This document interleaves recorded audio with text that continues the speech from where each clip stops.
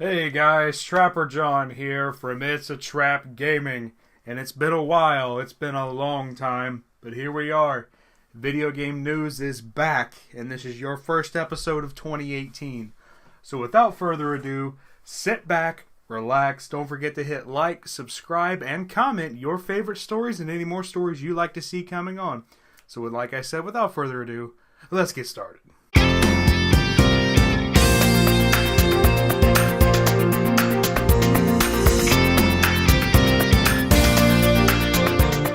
So the first story for 2018 for you guys is Red Dead Redemption 2's release date has been leaked. This comes to us from Game Informer by way of coolshop.com. Coolshop has been very accurate in releasing all leaked content for GTA so far. They were very accurate on the release date of GTA initially and the second release dates that were rumored to be announced for the PlayStation 4 and Xbox One, which we all know was true, very accurate, and brought huge changes to the games. The release date they are giving is June 8th of 2018. This still qualifies as the spring of 2018, just like they have said to investors and everybody else for when the game will be releasing. This is very exciting because the last news we received about Red Dead Redemption 2 was the mission you could get in GTA Online where you go and you find the pistol and getting 50 headshots, you get that variation of the pistol in-game for Red Dead Redemption 2. We know there's possibly going to be an online component to Red Dead Redemption 2, but right now details are very scarce. And like I said, take this story with a grain of salt. Like I said, this comes to us by way of Game Informer, just something really exciting. It's nice to see that we are getting news finally for a game, potentially one of the biggest games this year releasing finally. So, just really cool stuff. So, on to the next story, guys. So your next story comes to you from a Facebook post that was made by Yakuza, and the Yakuza brand and all of the really cool stuff. The games are amazing. Yakuza 6, which comes out in March, will feature wrestlers from New Japan Pro Wrestling. This is so cool, so exciting, and you can unlock these guys right now with some codes on a Facebook post. I'm attaching that in the description for you guys, but I'll go ahead and let you know who it is. These wrestlers include Naoto, Okada, and Tanahashi. Really cool stuff. If you got to see Wrestle Kingdom 12 this week, which if you're watching this on Friday, which you guys are, it was 2 days ago, very, very exciting. I loved it. I watched it again. The Omega and Jericho match was insane. It was so cool. Probably one of the best pro wrestling matches of the year so far, and we're only 4 days in. But just really exciting. So just if this is a year of pro wrestling, this is something that's going to be so exciting. To go along with the New Japan Pro Wrestling news, there is a game coming out, Pro Wrestling Fire, that is announced for PlayStation 4. That will be out this summer. Those are the only details, but they will feature New Japan Pro Wrestling rosters.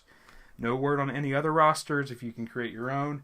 Anything else, this is very exciting because it's another wrestling game coming to the PlayStation 4. If you're a huge wrestling fan, this is something exciting to get independent wrestlers back on the scene.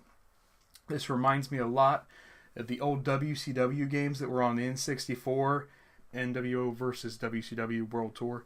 This reminds me a lot of how this game is going to be. So very exciting news. Like I said, Yakuza 6, which comes out in March, will feature those guys in a gang called the Just Us Gang. So cool. It's exciting. Like the content there. It's so in the fact that it's free DLC they are announcing before the game is even out is awesome. That is so cool. So if you're a fan of Yakuza, if you're a fan of New Japan Pro Wrestling, this is huge news for you guys. This is awesome. All those are attached below. There's clan codes on there too to unlock them in game. As soon as the game's out, you'll have access to them day one. Very exciting stuff. I will be picking up Yakuza 6 this year. Very exciting. On to the next story, guys. So this next story was very, very shocking. I mean, not really when you think about the grand scheme of things, but Rocket League announced that they have hit 40 million players worldwide. Let that sink in. 40 million players worldwide. That is on PlayStation 4, PC, Xbox One, the Switch. Oh my, it's just so, wow. The game is blowing up. It is incredible. And I can tell you right now from the collegiate esports scene, This game is picking up traction quick. It is picking up traction in the pro leagues. It's picking up traction in all competitive leagues so far. Really cool stuff. You know, I know where I work, the esports that is getting started, Rocket League is being built around that. Very exciting that this game is getting the attention that it deserves because the game is fantastic. I love that game. I play it so much. I'll be playing it on stream with a couple of you guys. A couple of you have actually jumped in and played Rocket League with me, which is awesome. So really cool stuff. But the player base has hit 40 million. For a game that started out free on PlayStation 4, if you remember when it was first released, it was free for everyone on PlayStation 4, and nobody knew what the game was. And what it has turned into is insane. So cool. Just really gives you hope for games like Disc Jam. Warframe could probably hit a competitive scene, but I don't know if it could.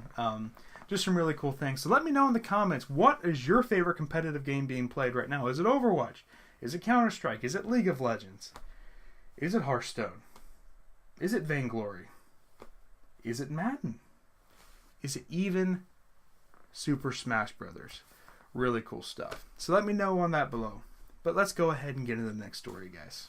So this next story is something very insane. We had heard rumors of this for a while, but the World Health Organization, I'll show you the clip right now, has announced that there are 2 new gaming-related diseases out there currently. This is the gaming disorder and hazardous gaming. A gaming disorder is considered an addictive behavior-based game style. So essentially you couldn't stop playing because you want to play the game so much. The next one is hazardous gaming, which can be affecting your mental, physical health with this, which basically means playing a game for way too long, sitting and playing a game for more than 24 hours straight, going on a 72 run, you know, just insane. Like, we read stories every year of some people sadly passing away from just playing too many video games. I know that's some people joke about that, but if it's that serious of an issue, there needs to be something said about it. And the medical professionals, I believe, will do the best that they can to get everyone help. And if it's being recognized as a disease and a disorder, treatment will be following that very shortly to get everyone the help they need. Very exciting stuff. Just the time we live in right now is insane. You know, my personal opinion on this, I think it's a great thing. You know, it's cool that we're seeing this because, you know, sometimes it can lead to a lack of sleep, bad diet, some other things from video games, which I don't think video games were designed to, you know, harm anybody. They were designed to entertain. And that's what they're there for. We entertain, we play a lot. You know, I play a lot of games. And I've spent my many nights where I didn't do anything and I've played a game for more than 24 hours and I paid for it the very next day. But, you know, just some cool stuff. An update to this story that was released today is that this is a draft for it. So there is the potential that this will not be passed or even accepted into it being added. But the fact that they're trying to raise awareness for this, trying to get a community behind it to understand what the harmful risks are with it, it's no different than when cigarettes were first introduced and alcohol was first introduced. You know, you've seen the side effects of what this could be to potentially what this could be. So just really exciting stuff. If there's any medical professionals out there that want to add to it in the comments, feel free to do that. But just some exciting things. You know, like I said, an exciting time we live in that we're experiencing all of this together. So, on to the next one. So I want to take a minute and step back from the video game news for this to bring you the brand new segment that is going to be brought up every week we do a new show.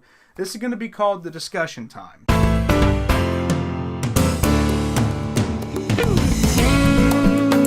About a game that has been performing well or underperforming. This week's is going to be Lawbreakers. So everybody who knows Lawbreakers, anyone who doesn't know Lawbreakers, Lawbreakers is a shooter that was designed arena style with gravity combat. Really cool stuff. The potential that is there for the game to be incredible. Just bringing this up because this week, Boss Key Productions and them have explained that when they released it in June, the window was not great because of the rise and success of PUBG. They're blaming PUBG for their misfortunes of people not being able to play a lot. As someone who has played a lot of Lawbreakers, I can tell you right now, it is fantastic. The longer it is alive, the better. The more that they support the game, the better.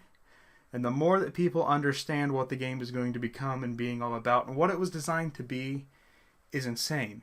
We can't sit and put all our eggs in one basket and just think that it's going to be an overnight success, because it potentially could be, but it could also be a flop. And that's something that does suck. Everyone worked really hard on that game, and they've supported it since day one with free DLC and everything else. But the discussion part of this is coming into, what do you guys think about Lawbreakers so far? Do you think it was a smart idea to release on PlayStation 4 and PC only? Do you think they should have included Xbox One or potentially even the Switch?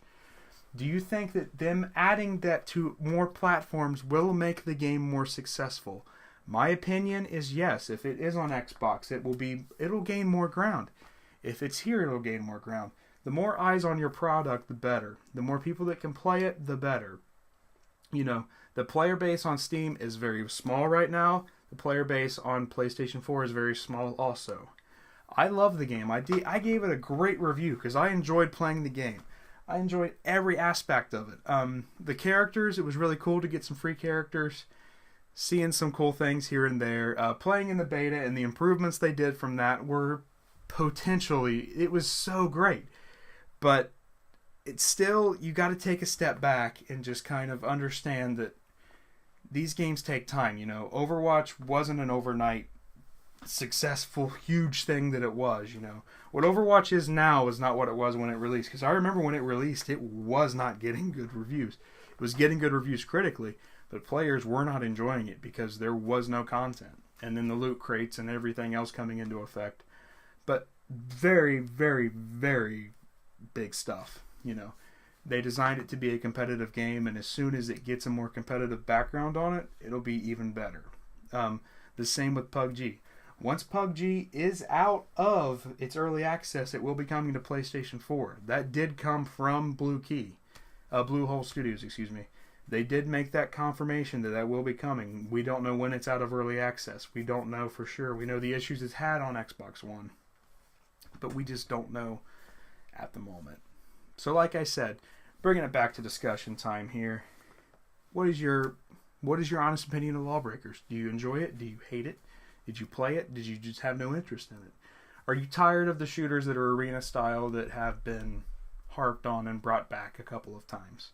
So just some really cool stuff. So just a nice little break in a new section here in the video. So we'll get back to the stories.